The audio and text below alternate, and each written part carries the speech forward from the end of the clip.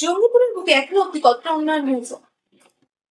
দেখেন, আমি গত ৩ বছর হলো আমার চেয়ারম্যানের চেয়ারে বসা। তবে আমার শহরে ধরুন কিছু কাজ চলছে, পাইপ লাইনের কাজ চলছে, তার জন্য রাস্তা খোঁড়াখুড়ি হচ্ছে। নবমী গঙ্গার কাজ চলছে, সেটাও রাস্তা খোঁড়াখুড়ি চলছে। তারপরেও আমরা অনেক কাজই করেছি। রাস্তাঘাটের অবস্থা আপনারা ঘুরে দেখে নিতে পারেন। তবে বৃষ্টির সময়তে কিছু জল জমে যায় কিছু কিছু জায়গাতে, সেটাও আমরা দেখছি যতটা পারছি। আপনারা দেখবেন ফুলতলার পাশে যে পাইপ লাইনের কাজ হচ্ছিল, সেটাও আমরা ফেভারেবল করছি। তবে কাজ আমার জঙ্গিপুরে হচ্ছে ভালো। হুম। গ্রামে মানে এলাকার লোক কিন্তু অনেকটাই সুবিধাজনক অবস্থায় আছে, ভালো জায়গাতে আছে। বর্ষার সময় জল হলে যে কাদার জায়গায় কাদা একটু হবেই, আর যেটা নিচের জায়গায় একটু ডুববে। তবে ওগুলোকে আমরা চেষ্টা করছি কিভাবে ভালো করা যায়। এবং রাস্তাটা যদি একটু উঁচা করছি, তখন বাড়িগুলো নিচা হয়েছে, সেটাও ভাবনা চিন্তা আমি ইঞ্জিনিয়ারকে বলছি, সেটা দেখে রিপোর্টটা করো। জল নিকাশি ব্যবস্থা কতটা মানে ডেভেলপ করেছে? শুনুন, আমি বলি, জল নিকাশি ব্যবস্থাটাই জঙ্গিপুরের সাধারণ মানুষই একটু অসুবিধা করছে। যেহেতু মানে রাস্তার ধারে সব দোকানে এমন করে মানে স্ল্যাব দিয়ে দিচ্ছে, দিয়ে ওই জায়গাটা পরিষ্কার করতে পারছে না, দিয়ে ওই জায়গাটা চাম্প লেগে আছে। তবে আমি আমার শহরবাসীকে বলবো, যাতে আমার যারা মানে স্যানিটারি ইন্সপেক্টর যারা কাজ করে, কাঁদবে যারা যারা ওই সুইপারেরা কাজ করে, তারাকে যাতে পরিষ্কার করতে দেয় স্ল্যাবগুলোর তুলনায়। আমি ওনাদেরকে বলবো কি, যাতে মানে লোহার স্ল্যাব দিয়ে করে, যাতে আমরা তুলে এটা কাজটা করতে পারি, ফিস্ট না করে দেয়। অনেক জায়গাতে দেখছি ফিস্ট করে দিয়েছে, তারাকে আমি বলবো এটা যাতে করে। আবাস যোজনার জঙ্গিপুরের বুকে কতটা এগিয়েছে? আবাস যোজনায় কাজগুলো ভালো হয়েছে, না হওয়া নয়। তবে আপনারা দেখেছেন গত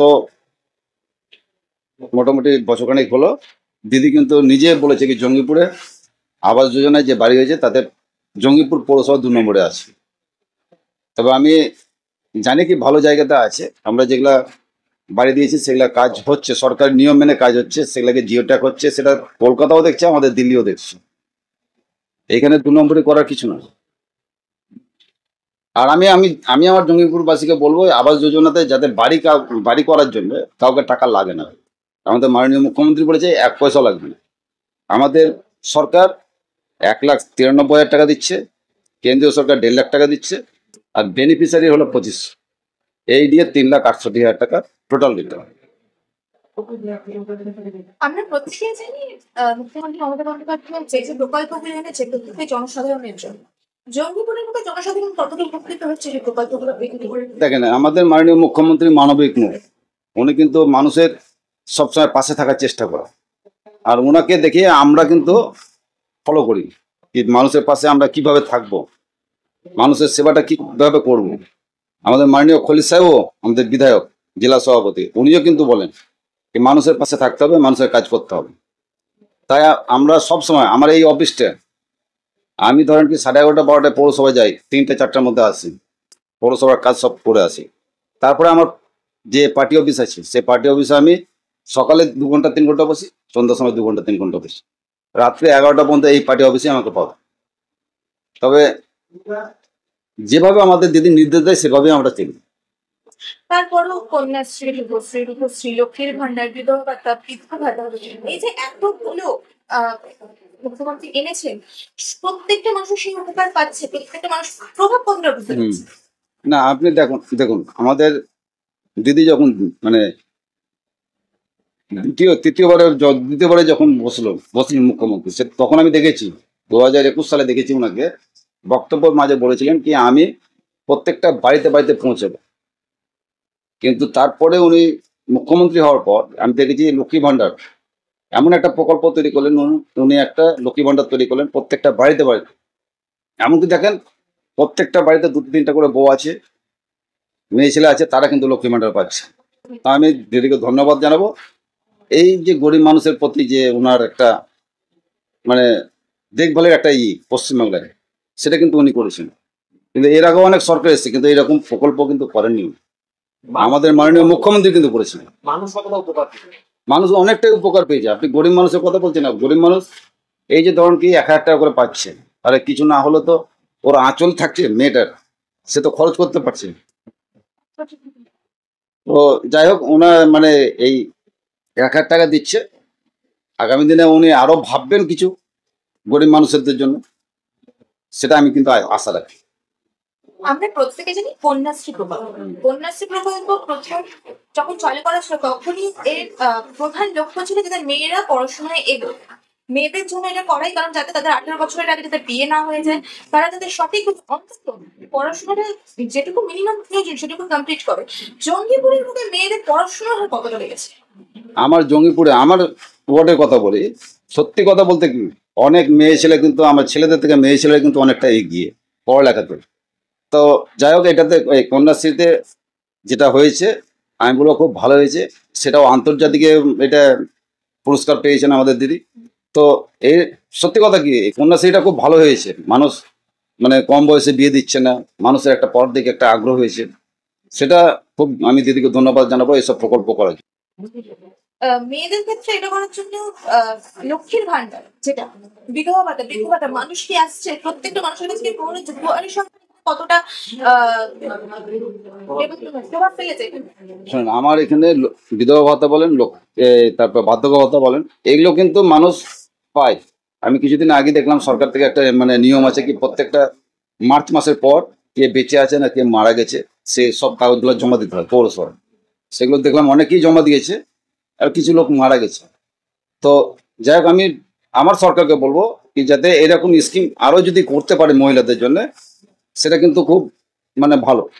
আমি আমার মিটিংয়ে বলি যে আমাদের মাননীয় মুখ্যমন্ত্রী একটাই জিনিস খুব ভালো করেছে, মহিলাদের প্রতি মানে আপনার খুব আরো বেশি বেশি করে যদি প্রকল্প করে তাহলে আমার মনে হয় কি, শুনুন আমি বলি একটা মহিলাকে যদি বাড়িতে যদি গার্জেন করা যায় আর সে যদি ভালো মহিলা হয়, আপনার দেখবেন সংসারে যে মহিলা ভালো হয় সে সংসার কিন্তু বৃদ্ধি পায়। সে সংসারে দেখবেন পড়ালেখা বলেন আর মানে উন্নয়নের দিক দিয়ে বলেন সবকিছু ভালো হয়। তো আমি চাইবো মহিলাদেরকে যাতে সামনের দিকে নিয়ে আসে। আর উনি আনতে পেরেছেন অনেক, আমি দেখেছি অনেক ক্ষেত্রে আমাদের মানে মহিলাগুলোকে আনতে পেরেছে। আর মানে কাজে আমি দেখেছি অনেকটাই মহিলারা এগিয়ে। সবুজ কাজ জঙ্গিপুরে কতটা এগিয়েছে?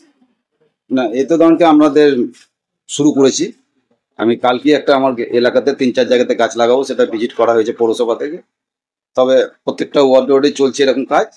আমি সবুজ উন্নয়নের গাছ লাগাবো 5 তারিখ থেকে শুরু করবো, এটা সব সরকারের নির্দেশ। এটা অমৃত থেকেই করবো, অমৃত থেকে আর রাজ্য সরকার থেকে হয়। স্কুল হাসপাতাল মানে স্বাস্থ্য কেন্দ্র যেটা কতটা এগিয়েছে তখন? না না, হাসপাতালের অবস্থা কিরকম? আমাদের হাসপাতাল থেকে ভালো পরিষেবা পায় মানুষ। আমরা কয়েকদিন আগে আমরা ধরেন কি এখানে মানে কয়েকটা জিনিস চালু করেছে, সেটা সিটি স্ক্যান থেকে আরম্ভ করে আরো অনেক কিছু করা হয়েছে। তবে হাসপাতাল অনেকটাই এগিয়েছে, অনেকটা ভালো জায়গায় আছে, ডাক্তাররা তার পরিষেবাও ভালো দিচ্ছেন। মাননীয় মুখ্যমন্ত্রীর স্বাস্থ্য মানে পরিষেবার দিকে একটু নজর দিয়েছেন। তবে খুব ভালো জায়গায় আমাদের স্বাস্থ্য এই জায়গাটা ভালো আছে। প্রকল্প যেটা মানুষের জন্য গরিব মানুষের জন্য একান্ত ভীষণ প্রয়োজনীয় একটা দিক, সেটা এখানে কতটা যেটা স্বাস্থ্য সাথীতে আমাদের গরিব মানুষের যেমন ধরুন কাউকে হার্ট ব্লক হলো কিংবা হাত ভেঙে গেছে, এইরকম বড় বড় কেসগুলো আমাদের স্বাস্থ্যসাথী কার্ড থেকে হচ্ছে। আমি নিজে আমার এলাকা থেকে নাই করে 5-7 জনের হার্টটাকে অনেক কাজ করিয়েছি, 2 লাখ 2.5 লাখ টাকা করে খরচ, সেটা কিন্তু কার্ড থেকে হয়েছে। তো স্বাস্থ্যসাথী কার্ড অনেকটাই ভালো প্রয়োজন এই মানে গরিব মানুষের জন্য। যাদের টাকা আছে তারা তো যে ধরুন কি নার্সিংহোমে ভর্তি হয়ে যে অপারেশন করেছে, কিন্তু গরিব মানুষের জন্য এটা খুব উপকৃত হয়েছে। তার জন্য আমি দিদিকে অনেকটাই ধন্যবাদ। সামনেই 2026, কি মনে হচ্ছে 2026 কি আমাদের তৃণমূল কংগ্রেসের মাননীয় মুখ্যমন্ত্রী মমতা বন্দ্যোপাধ্যায়? শুনেন, 26-এ তো উনি থাকবেনই, যা পরিস্থিতি জঙ্গিপুরে এই গোটা পশ্চিমবাংলাতে দিদি থাকবে। দিদি ভালো সিট নিয়ে গত বিধানসভাতে 214টা সিট পেয়ে উনি দখল করেছিলেন। সেটা আমাদের মাননীয় যে আমাদের নেতা আছে অফিসে, ও কিন্তু আমাদের ইন্দোরে বলেছিলেন কি না হলে 215টা করতে হবে করে আমাদের আবার। তো আমরাও চেষ্টা করবো আমাদের জঙ্গিপুর বিধানসভা থেকে আমাদের বিধায়ক যাতে পাস করে, আমরা যথেষ্ট চেষ্টা করি। আর আমাদের জঙ্গিপুরটা খুব ভালো জায়গাতে আছে। জঙ্গিপুরের মানুষের জন্য কি বার্তা দেবেন? আমি জঙ্গিপুরের মানুষকে একটাই বার্তা দেবো যে আপনারা সুস্থ থাকবেন, ভালো থাকবেন, আর আপনারা এটা নজর রাখবেন কি যাতে এই জায়গাতে আমাদের জঙ্গিপুর একটা ঐতিহাসিক মানে জায়গা, সেই জায়গাতে যাতে কোনো ধর্মীয় মেরুকরণ না হয়। আপনার সবাই আমরা একসঙ্গে থাকবো আর সাম্প্রদায়িক থেকে দূরে রাখবো। মানুষ যাতে আমরা একে অপরের পরিপূর্ণ, একসঙ্গে উঠা বসা করি, একসঙ্গে খাওয়া দাওয়া করি, একসঙ্গে চলাফেরা করি, এটা যাতে সারা জীবন থাকে আমাদের জঙ্গিপুরে, এটাই আমি আমার উপর কাছে দোয়া। তবে আমি চাইবো কি যাতে আরো আমরা ভালো করে কাজ করতে পারি, মানুষকে তার পরিষেবা দিতে পারি। আমার দিদির পরিষেবা যেটা আমরা দিদি যে একটা কথা সবসময় মানুষের পাশে থাকতে হবে, মানুষকে পরিষেবা দিতে হবে, সেটা যাতে আমরা সবসময় থাকতে পারি, সেটাই আমি আমার দিদিকে বলবো কি যাতে জঙ্গিপুরের থেকে একটু লক্ষ্য